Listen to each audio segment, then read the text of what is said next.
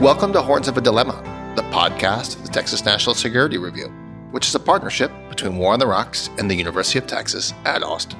My name is Aaron Stein, Chief Content Officer at War on the Rocks, and what follows is Noel Chretien moderating a conversation with Tim Naftali, Matthew Connelly, Warren Finch, and Mark Lawrence about the future of presidential libraries. This was a particularly interesting conversation, so enjoy it. Hi, I'm Noel Chretien, a member of the Public Interest Declassification Board, and we're lucky to have four distinguished panelists here who are each going to give a brief introduction, and then we're going to ask them some questions and then take your questions. So I have next to me Mark Lawrence, director of LBJ Library. Next to him is Warren Finch, former director of the George H.W. Bush Library. Next to him is Tim Naftali, professor of history and former director of the Nixon Library. And Matt Connelly is seated at the end. He's a professor of history at Columbia. So each is going to discuss an area of concern, and then we'll go into questions. Thank you, Paul, and welcome, everyone, to the LBJ Library. It's really a pleasure to be here and to be part of this very distinguished panel. In fact, as I look down this kind of murderer's row of people with lots of experience dealing with questions of declassification in the National Archives, I am reminded of my status as a relative newcomer to this world. But I will nevertheless try to say something important here. And I thought that what I could really add to the conversation is to talk a bit about what I've learned here at the LBJ Library, and to talk a bit about how declassification looks from one of the older presidential libraries in this system of 13 or 15, depending on how you count presidential libraries. So first of all, a few thoughts about what I've seen in my now 3+ years as director of the LBJ Library. I came to this world after spending about 30 years as either a journalist or an academic, i.e. professions that entail a certain adversarial relationship and maybe a certain friendly skepticism when it comes to the prerogatives of government to keep its secrets. And I can say that what I've learned since I've come over here has been really fascinating. And I would say I have two particular observations that I'd like to share. One of them is really easy, which is simply to call attention to the professionalism, the dedication of the people who do this work on a daily basis. It's really been inspiring in many ways for me to see the hard work and the true dedication that goes into this work, to find that balance that's been referenced at so many points in our conversations so far in this conference between a desire, of course, that we all share for openness and a recognition that there are secrets that do, in fact, need to be kept. My second strong impression, though, formed across my time as director, is all about the very worrying shortage of resources that are going into the declassification work that we would all acknowledge is so important. I thought what I could do is to provide a few bits of information about what's going on here by way of providing an example of what may, to some extent, at least be happening across the agency. So here's a kind of suggestive case study, I think, of worrying trends. We have, it is fair to say, a truly worrying shortage of staff devoted to the challenges of working with classified materials and processing mandatory review requests. The numbers are pretty striking. In 2000, the LBJ Library had 7 full-time staff working on declassification. That number dropped to 5 in 2015 and then to 3 in 2016. And at the moment, we have just 1 staff member doing this kind of work, though we have approval to hire a second. But this means, in short, that if all goes well, we'll have a total of just 2 staff members responsible for handling all of the reference, processing, and declassification review requests for our classified and foreign policy holdings. And this is problematic in part because all declassification and MDR work requires double checking. With our current situation, just 1 FTE working on declassification, this process is all but impossible for obvious reasons. And even when we have 2, clearly this process comes to a halt when someone is on leave or for whatever reason, we can only muster 1 person to this particular task. A similar problem applies in connection with the processing of classified holdings. In other words, the review of classified holdings not in direct response to a researcher's request. It's useful to bear in mind here that the LBJ library has about 500,000 pages of classified records. That's 810 cubic feet. That would ideally be processed and, of course, when possible, open to researchers. Since the collections with national security components require double checking, as it certainly should, by a second person, processing of these collections has essentially stopped here at the LBJ library. When we're able to hire a second person, the amount of MDR work and reference work will still interfere with any reasonable prospect of getting the processing going once again. So I hope that some of these statistics capture the sense of the declining resources and how they've impacted one library, but I think there are hints in the story I'm telling here of what's happening across the agency. Just one other quick thing in conclusion. I want to touch very briefly on how issues surrounding declassification might differ at an older presidential library. Obviously, we've had some conversation this morning about, well, what about the older records? Why do they remain sensitive? And of course, I get questions pretty frequently about why records are still classified more than half a century after Lyndon Johnson left office. And of course, there are two simple answers that come quickly to mind: the sensitivity of those materials and the lack of available staff, as I've just pointed out, to review them. But I think it's worth pointing out as well that the complexity of declassification actually increases as time passes. Most of the straightforward single equity material is declassified or sanitized in response to routine processing or early declassification requests. The material that remains classified, on the other hand, tends to contain multiple agency equities, to address very complicated subject matter of very high sensitivity, or require special handling of other sorts. So older then does not necessarily mean easier when it comes to declassification. So I'm 55 days past being retired. So I'm a recovering archivist. So I was very lucky. Like Mark here at the Johnson Library, very lucky in that I had a staff that was much, much smarter than I was, a bunch of archivists who were many years on the job and very, very dedicated job. But the same problem here we had at the Bush Library. As the National Archives looked for, yeah, Suri understands my plight. As National Archives looked for resources because of lack of funding, as we lost staff, those staff were not replaced. And there was a big push to move classified records from presidential libraries back to Washington, D.C. For us, luckily, COVID intervened, and we kind of redoubled our efforts to getting as much of the stuff declassified and opened as we could so that as little still classified material would go back to D.C. for us. And I think here at Johnson, that hasn't happened. That is my greatest concern is resources. The staff are very knowledgeable. They work on the stuff every day. They know the records forwards, backwards, and upside down. One of the things I'm most proud of, so they know the classified records, they know what's there, they know what needs to be classified, and they know what researchers are looking for. And one of the things I'm most proud of is that when you come to the Bush Library or other presidential libraries and you ask for a card of records, in 10 minutes we have the records to you. I don't know that there are a whole lot of archival institutions that, including the National Archives in D.C., where you can sit down at a table and say, these are the records that I'd like to look at, and 10 minutes later, someone brings you a card of boxes. But, as I said, the resources at the Bush Library are shrinking. Like I said, I was director for 18 years, and over my time, you lose an archivist, they go somewhere else for whatever reason. They get promoted, hopefully, and you would ask the National Archives to backfill that position, and you couldn't. And when your supervisory archivist became your deputy director, and you wanted to promote someone to supervise your archivist, and you're promoted within, you ended up losing two positions, the guy that became your assistant director and the person who became your supervisory archivist both came from your hide. So it is a funding issue because I do think we do really, really good work.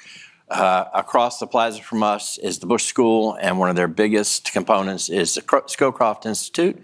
And General Scowcroft may have been one of the closest advisors to President Bush in any capacity. So we have a lot of Scowcroft records, and there's a big push to get those records declassified so that professors like someone mentioned Josh Schifrinson and Jeff Engel up at SMU, people like professors like that can use them. Classified presidential and vice presidential documents are getting a lot of attention these days. And so too is the issue of overclassification that Matt, I think, will talk about. What doesn't get nearly as much attention, and very much also deserves it, is our national declassification system's increasing difficulties in removing the classified document or digital file from the classified space where it must be protected to the individual researcher. Spoiler alert, this issue isn't sexy. It doesn't play on widespread presumptions about the nature of official secrecy, and most importantly, has a solution that would require additional public expenditures on an issue that won't get you votes in Wisconsin, Pennsylvania, Arizona, or Georgia, maybe in Georgia because of the Carter Library. To build, I want to make 3 points. To build on what Mark and Warren have said, the National Archives is woefully underfunded and understaffed given the mission it has in the U.S. declassification system. A management study, I predict, would find that the National Archives is now as significant a roadblock to the timely review of old secrets as the CIA, the Pentagon, or the NSA. And I say this with deep frustration for my former colleagues, who are hardworking public servants and are not at fault. The presidential and vice presidential documents mess in the news has highlighted the fact that the National Archives has neither the staff nor the time at the end of an administration, nor the real authority to check boxes deemed presidential or vice presidential personal records that leave the White House by January 20th. You think that reviewing boxes for classified documents is labor intensive. Well, declassification is even more labor intensive. AI may help us segregate security classifiable email from routine email someday. But as DNI Haynes implied last night, the work of determining how much of a U.S.-inspired influence campaign in country X can be released will, for years to come, be the decision of a human being. Release is also labor-intensive. Release is the behind-the-scenes work to get materials from the researcher to the declassifier at the agency that created the record, and then back from the declassifier to the researcher with no spillage of secrets in between. I told you this wasn't sexy, but it is super important. And this is what the National Archives does. And until recently, the presidential libraries were the vital hub of this dimension of declassifying presidential records. But before this process of release can even start, the researcher needs to know the classified record exists, which means it must be processed. And the fact it is missing from an open file in a research room must be made clear. This task is called processing, and it is even more labor-intensive than release, and is wholly the responsibility of the National Archives. When it comes to presidential records, this, until recently, was primarily the responsibility of presidential libraries. Thus, the declassification system has 3 pillars: processing, formal declassification, and release, each of which involves professionals. Having just seen the fabulous Leah Michelle in Funny Girl, perhaps think of it this way: researchers are people who need people. Thank you. Go ahead. This dynamic mismatch between resources and mission in the U.S. declassification system is about to get much worse. Both parties in Congress are largely responsible, but NARA isn't wholly blameless.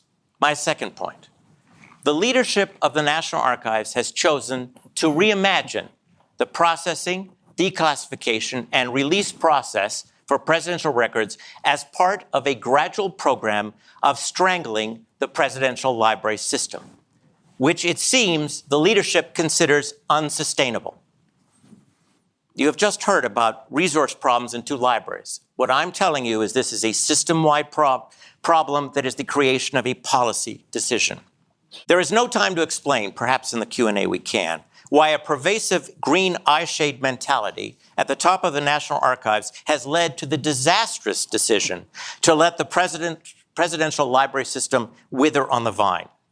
But in the few moments I have left, let me focus on the consequences for the declassification system. In an effort to make the declassification and release of old secrets more efficient, vaults have been closed at 6 libraries where they existed, and their classified records have been returned to Washington. The idea is that having them in Washington puts them closer to the agencies that created them and therefore makes declassification easier. In fact, the consolidation program under the National Declassification Center, which I don't blame for this, by the way, has exacerbated existing backlogs of requests for release and related inefficiency that cannot be wholly explained by the pandemic. To make this consolidation cost-effective, NARA could not hire appreciably more archivists in Washington. So NARA is waiting for those folks at the libraries where the documents used to be to retire, to move the slots to DC. And they are letting their costly clearances lapse while Washington struggles to find money to hire more staff and get clearances for that staff in DC. Meanwhile, the backlog grows longer and longer. Despite this situation, NARA is still pushing to deprive the remaining presidential libraries with vaults and cleared archivists of their national security materials in defense of a failing policy. Those of you who've studied intelligence failures and policy failures understand bureaucratic inertia. This means that this wonderful LBJ library, by the way, traditionally the most luminous jewel in the crown, the Nixon Library, damn good too, by the way, Bush 41. Better say something about Bush. Well, I love Bush 41. I wrote a biography of Bush 41. Love Bush 41. Reagan and Clinton are still under instructions to prepare to throw their millions of pages of classified records thousands of miles away into vaults in Washington where there will be far fewer archivists to work on them. Sounds like a classic Washington policy, doesn't it? NARA's hope is that Congress and none of you will notice, or better yet, you will blame the intelligence community for it. My final point. As D.N.I. Haynes said yesterday, subject area expertise is essential for effective declassification and release of the most significant presidential records. At the height of the system, before this disastrous policy was put into effect, the United States government had a system of archival experts on head of state, we call them presidential, records unsurpassed by any national archival center anywhere. In conclusion, starving the presidential library system and separating millions of classified records from archivists with knowledge and clearance does not advance the cause of government openness and transparency. It does the opposite. Thank you. Tim. Okay. Matt, tough act to follow. I yield my time to the gentleman from California. He's been out 55 days. I've been out a few years. It gives you time. All right. So I want to tell you a story. I would be delighted to talk about how technology could help. I actually have a book coming out in a couple weeks called The Declassification Engine, which is all about how historians can work with data scientists to try to address the problem, right, with big data when it's classified. But I'd rather tell you a story about how it is that presidential libraries came into being and why it is the biggest mistake in the entire history of the National Archives system to allow this wonderful, wonderful American institution to pass away. So how did this begin? So the U.S. was very late in creating a National Archive. It only happened in 1934. I can tell you why that is. It's interesting, but let me cut to the chase. So President Franklin Delano Roosevelt, some of you may know, he was interested in building himself a library where he could put his presidential papers. And he had a new archivist of the United States. Now, his name was R.D.W. Connor. And this North Carolina historian was struggling because, would you believe, the War Department didn't want to release its records. They insisted that they had to retain control of them because they said even records going back to the Civil War were still sensitive, right? And they had to protect them. So it was a historian named Margaret Leach, God bless her, wrote to Franklin Roosevelt and showed how the War Department was betraying this basic American principle of accountability to the American people. And Roosevelt reached out to the new archivist and called him in And they decided that they together were going to take into possession these records, and it was going to be the Archivist of the United States who henceforth was going to be responsible for preserving the heritage of the American people. Now, how is it he got that meeting? It's because Roosevelt wanted his library. And henceforth, during the entire time that Connor was Archivist of the United States, he said that whenever he wanted to get into the Oval Office, all he had to say was that it was about the Franklin Delano Roosevelt Presidential Library. He said that was like open sesame. Open sesame. All right, so here we have, just recently, David Ferriero just retired. And so why is it, basically, I mean, they will dispute this. They actually still claim it wasn't their decision, right, that the George W. Bush Library will be the last presidential library. There's no library at the Obama Presidential Center, right? And unless, well, I could go on. But David Ferriero basically decided that it was too expensive, okay? It is a political blunder, right, to give up the one thing that gives you face time with the president. Now, of course, ultimately, it's Congress, right, that appropriates the money for the National Archives. Please appropriate some money for the National Archives.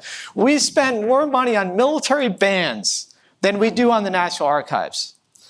Okay, and so we've got to do something about this problem. But the last thing I'll say is, I used to think, oh, those terrible, people in Congress, why won't they give more money to the National Archives? Well, I talked with somebody from the National Archives, and they said all those years that their budget was getting cut and cut and cut. They said, well, actually, Congress gives us whatever money the president asked for. So this was actually on Obama, right, to allow the National Archives system to starve in this way, right? So we've got to stop it. Right? And we've got to restore this American tradition. Thank you. Thank you very much. Okay, question for each member in turn on prioritization. So we've heard in the federal government, there's actually a very small number of senior reviewers who can do classified document declassification. And the sexy documents take more of the reviewer's time, like the President's Daily Brief. They're more sensitive documents, but they're what the American public wants. So we have millions of documents awaiting declassification. Given the limited resources, how should we prioritize what to do first? Why don't you start? Well, I think the way it's happening now is that priorities are set by researcher interest. And I think there's something to be said for that. I think that's not a terrible way to make this process function. And I think a strong element of that should probably be preserved in any new policies adopted going forward. After all, deciding on priorities is always going to be a subjective business. And who better to make those decisions, given the ambiguities around this process, than the people who actually are trying to research specific topics. I think processes like the Fruce volumes have been very helpful over the years as well in kind of pushing the process forward as part of a more systematic effort from within the government to make records available. And someone mentioned this morning that it's too bad there isn't, maybe it was Jeremy, a Fruce process for the Department of Defense or the intelligence community and so forth. Perhaps something like that, if not resulting in actual publications, but at least some decisions from within those agencies, the historian organizations within those agencies to set the agendas would be another step in the right direction. In many ways, I agree with Mark. So a little bit difference between the records here at the LBJ Library and the records at Bush 41. Ours are subject to FOIA. His are not. And I'm sure he gets down on his knees and every night, thanks God. But the point is so when I first got to the Bush Library, I was director for 18, but I've been there for a long, long time. We said, these are the records that we're going to systematically process. And then 12 years went by and everything was subject to FOIA, and we got, 70 FOIAs or something. I might be exaggerating by 2 the very first day. So FOIA became the system by which we started processing records. And I don't want to get into the weeds, but the problem with FOIA is you don't start with box 1 of Marlon Fitzwater's files and go through box 20. You pull a record out of Marlon Fitzwater's files that has something to do with the FOIA and something out of Scowcroft's records, and you create these artificial files. But the point is, it's what the researchers are asking for. And when we first had researchers come to us and they wanted classified records, They said, well, we got to wait 25 years. And we said, no, you don't. You ask for them, and we'll do a mandatory review. And so we don't know if I should say this out loud, but we in some ways encourage researchers to file these mandatory reviews for classified records. Especially, next door, we had the Bush School. And you want it, you got to ask for it. And this is what you kind of need to ask for. And we do, and you're right, processing does help because you have guides. And a researcher can go to the guide and say, this is the folder titles that they have. And we put all our folder titles online. So you could go online and see everything we had. But a long story short, I agree that I think processing classified records, the researchers in many ways should drive that. Now, the agencies do help because they do come in and they bulk declassify stuff, and they've been very good. And I think Fruce is at Bush 41 right now. But I do think it is the researchers that should push it. They're the ones, the records people want to see are the records that the researchers are asking for. And of course, there is the whole mechanism. So a researcher asks for records on the Gulf War. We do have some guidance in-house. We have two very, very, very big, very good experts at the Bush Library and a lot of other archivists with clearances. And we do declassify a lot of stuff in-house, but the stuff that we have to send back, it has to be sent back. And you send it back, and you don't know when you're going to get it back. And that can take 6 weeks, 6 months, a year and a half, 2 years. You just don't know. And then you get it back, and it can be declassified, all of it, in part, or, most of it with redactions. So it's a very involved process. So if you're writing a dissertation and you want something that's we've got in the book, at the Bush Library, you better ask for it now. But long story, get back to my point. I do think that the way to do it is to allow researchers to see what you have and what is classified, and allow researchers and people writing books, dissertations, government agencies, allow them to drive declassification. That way, you're producing the declassified records that people want to see. Thank you, Warren. Now we know where those requests for MDRs have been coming from. Tim. The JFK Library was the first library I knew that sent in requests on its own without researchers asking for material.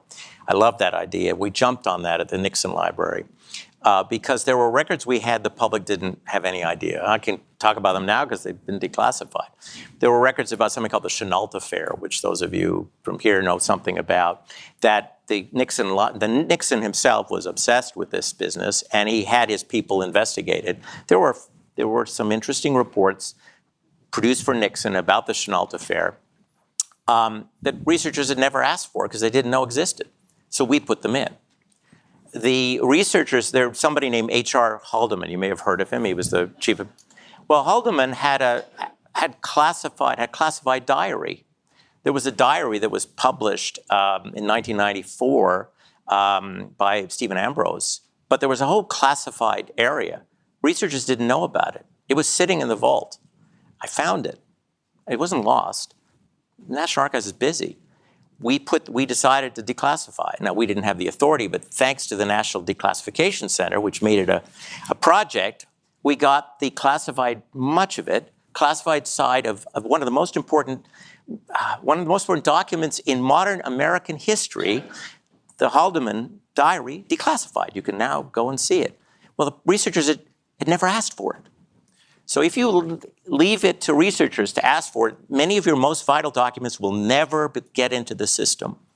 So that's why you need people with clearances to go into vaults to look for materials that are highly important to our history. And nobody does this better than presidential library directors and archivists. Well, I would say at Bush 43, we don't have collections that are secret, that are so secret nobody knows that they're there. So we don't have that same issue. You do have it. That proactive action was very good, and thank you for that. And it has to be added to the corpus of knowledge so the historians know what to ask for. Matt. Yeah, so I am a big advocate. I've already advocated here at the yesterday and today, for investing more in developing technology for declassification. I was very gratified. I think a lot of us were last night when Director Avril Haines said that this was something that they were going to invest in. But just to give you a fun fact, so the U.S. government, the last time they tried to guesstimate how much we spent on keeping secrets, the number they came up with was over $18 billion. $18 billion. Like if that was its own department, it would be bigger than the Department of the Treasury. And it had been going up almost exponentially, and then they just gave up. After that, the Information Security Oversight Office said that they had no way any longer of estimating how much money the U.S. government is spending on secrecy. Now, that number includes declassification. So they would also estimate what does it cost us, to review records, release them to the public. Does anybody want to guess out of that $18 billion how much money they were spending on declassification? How much? Oh. No. It was out of that $18 billion, how much of it was going for declassification? 500 million? It was $100 million. Yeah. So barely 0.5%. Okay, so the next time somebody tells you, we have to strike a balance. We have to strike a balance between the national security and democratic accountability. They are laughing at you inside. All right, maybe they're not laughing at you inside, but it is a joke. It's a bad joke. We just have to stop telling this bad joke about how we're striking a balance. We're not striking a balance. Okay, so one last thing, if you want to see some technology in action that actually works, look at something called FOIA Online.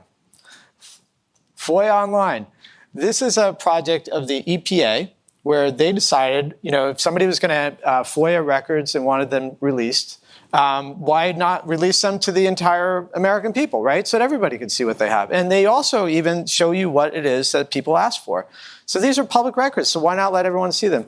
And it grew over time, and it's become pretty successful. And there are now 18 different departments and agencies participating. They can't deal with classified stuff because they think the system is not secure to deal with it. Now, what's going to become the FOIA Online? You might say, well, this works. We should expand this across the entire government. We should maybe even make it part of our system for reviewing and releasing records that are declassified. They are going to sunset this program. It is being phased out. Now, one reason is the EPA doesn't feel like they should spend money on the entire government to manage their FOIA process, okay? With good reason, right? But why is it we don't appropriate money to support that and continue it? Well, one reason is that it might surprise you to hear this, but 90% or more of all the FOIAs that are filed are not by historians and journalists and people like that. They're filed by commercial firms. These are data brokers who file FOIAs to get commercial intelligence. They collect this information, they put them in databases, and then they resell them for paying subscribers. Right? So this is another form of corporate welfare. Do you think those people want to see something like FOIA Online succeed? No, they'd rather sabotage it and destroy it. So the rest of us have to keep trying to figure out what information is out there, and we may even have to pay for it to get access to it. All right, so that is technology that works. We should keep the things that work working. And we should invest in developing more and better technology to address this fundamental problem.